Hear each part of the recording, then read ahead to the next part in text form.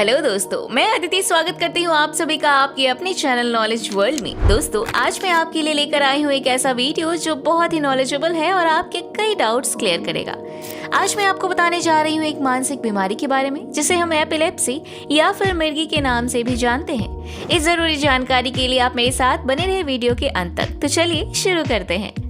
सबसे पहले मैं आपको बताना चाहूंगी कि एपिलेप्सी क्या है। एपिलेप्सी एक ऐसी मानसिक बीमारी है जिसमें ब्रेन का शरीर पर कंट्रोल नहीं रहता है। इसमें पेशेंट को दौरे पड़ने लगते हैं और शरीर ऐंठ जाता है। पेशेंट के मुंह से उसका सलाइवा झाग बनकर निकलने लगता है। दोस्तों, यह दौरा 15 से 20 मिनट के लिए होता है। इसमें मरीज बेहोशी की हालत में चला जाता है। उसके बाद 10 से 15 मिनट के बाद उसे होश आ जाता है। यदि मरीज को 10 से 15 मिनट बाद होश नहीं आता है तो उसे तुरंत ही एक ऐसे हॉस्पिटल में ले जाना चाहिए जहां पर न्यूरोलॉजी का डिपार्टमेंट हो, जिससे उसको ठीक ट्रीटमेंट मिल जाए। चलिए मैं आपको बताती हूँ इस बीमारी के लक्षण क्या हैं। दोस्तों, इस बीमारी का सबसे प्रमुख लक्षण जो है वो है दौरे पड़ना। दोस्तों, मैं आपको एक बात और बताना चाहूंगी कि इस बीमारी के लक्षण हर व्यक्ति पर अलग अलग होते हैं। पहले मैं आपको बेसिक लक्षणों के बारे में बताना चाहूंगी, जैसे कि स्वाद, गंध और सेंस ऑर्गन में बदलाव आना, या यूं कहिए कि मरीज को अपने सेंस ऑर्गन का थोड़ा देर से रिएक्ट करना। मरीज को अक्सर चक्कर आते हैं। उसे अपने बॉडी पार्ट्स में बात बात पर झंझनाहट महसूस होती है। दोस्तों, यदि इस तरह से भी होता है तो आप तुरंत ही अपने फिजिशियन से कंसल्ट कीजिए। उसके बाद वो आपको आवश्यकता अनुसार न्यूरोलॉजिस्ट को रेफर करेंगे अगर उनको ज़रूरत लगती है तो। इस स्टेज पर मरीज का इलाज सिर्फ दवाओं से हो जाता है। साथ ही डॉक्टर उसे मेडिटेशन करने की सलाह भी देते हैं। अब मैं आपको बताने जा रही हूँ स्टेज 2 यानी कि जटिल मिर्गी के दौरे के लक्षण के बारे में। इसमें मरीज एक जगह ही नजर टिकाए रखता है। उसके शरीर में दौरे पड़ते समय उसे कोई भी प्रतिक्रिया नहीं होती है। अक्सर वह एक ही एक्टिविटी को बार बार करता है। दोस्तों, इस स्टेज तक अगर कोई मरीज है तो उसका ट्रीटमेंट मेडिसिन के द्वारा ही होता है। दोस्तों, अब हम बात करते हैं थर्ड स्टेज की और उसके लक्षणों की। इसमें कई बार मरीज को एब्सेंस दौरे पड़ते हैं, यानी कि मरीज को पता भी नहीं लगता है और वह दौरों का शिकार हो जाता है। दौरे पड़ने पर मरीज टक टक घूरता है। उसे बैठे बैठे चटकारे लेने की आदत पड़ जाती है। वह लगातार आंखें झपकाने जैसी गतिविधियां करने लगता है। यह सभी हरकतें मरीज की नॉलेज में नहीं रहती है, पर वह लगातार करता रहता है। आप यूं भी कह सकते हैं कि थोड़ी देर के लिए उसका सेंस आउट ऑफ कंट्रोल हो जाता है। मैं आपको एक बात और बताना चाहूंगी कि इस बीमारी के दौरे भी कई प्रकार के होते हैं, जैसे कि टॉनिक दौरे। इस तरह के दौरे में मरीज को अक्सर मांसपेशियों में अकड़न पैदा हो जाती है। एटॉनिक दौरे, इस दौरे में मरीज का अपनी मांसपेशियों पर कंट्रोल खत्म हो जाता है और वो अचानक सेंसलेस होकर गिर पड़ता है।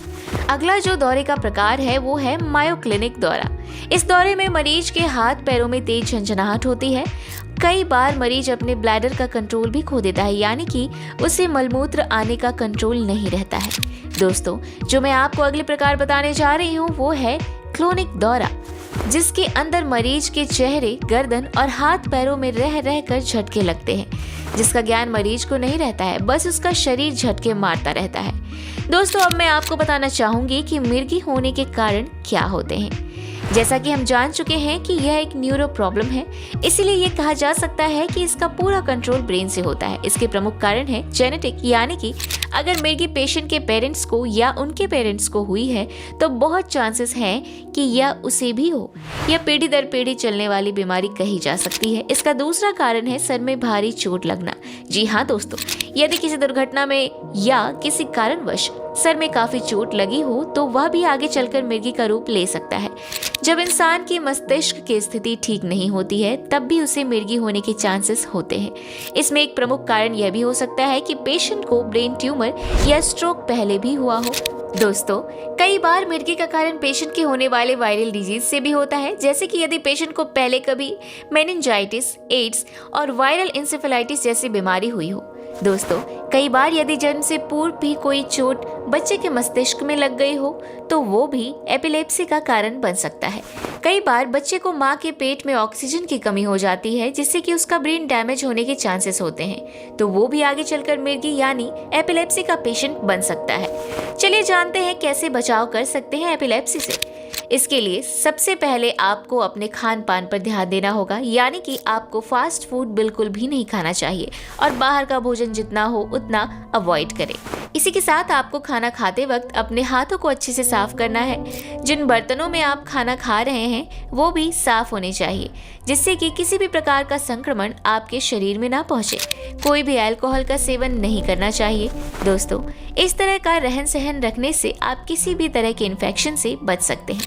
चलिए दोस्तों, अब जानते हैं कि मिर्गी के पेशेंट के परिवार के लोगों को क्या क्या प्रिकॉशन रखना चाहिए। दोस्तों, मिर्गी के पेशेंट को कभी भी अकेला नहीं छोड़ना चाहिए। यदि उसको दौरा पड़े तो उसकी नाक पर प्रिस्क्राइब मेडिसिन का स्प्रे कर दें। पेशेंट को रेगुलर मेडिसिन दी जानी चाहिए। इस बात का ध्यान रखना चाहिए कि उसकी दवाई स्किप ना हो। पेशेंट को शोर शराबा और भीड़ भाड़ वाली जगह से दूर रखना चाहिए और यदि उसको दौरा पड़े तो उसे एक साइड की करवट लेकर लिटा देना चाहिए, जिससे कि उसके मुंह से निकल रहे झाग को बाहर आने में आसानी हो। दोस्तों, मिर्गी के पेशेंट को हम कभी भी जबरदस्ती उसके मुंह में पानी या हाथ नहीं डालते हैं। इससे उसके मुंह से निकल रहे झाग को फेफड़ों में जाने का खतरा होता है। तो दोस्तों, यह जानकारी थी एपिलेप्सी की, यानी कि मिर्गी की। और भी इन्फॉर्मेटिव वीडियोस के लिए जुड़े रहें हमारे साथ और अपने सुझाव कमेंट बॉक्स में लिखकर हमें ज़रूर बताएं। हमारे चैनल को अभी सब्सक्राइब करें। धन्यवाद।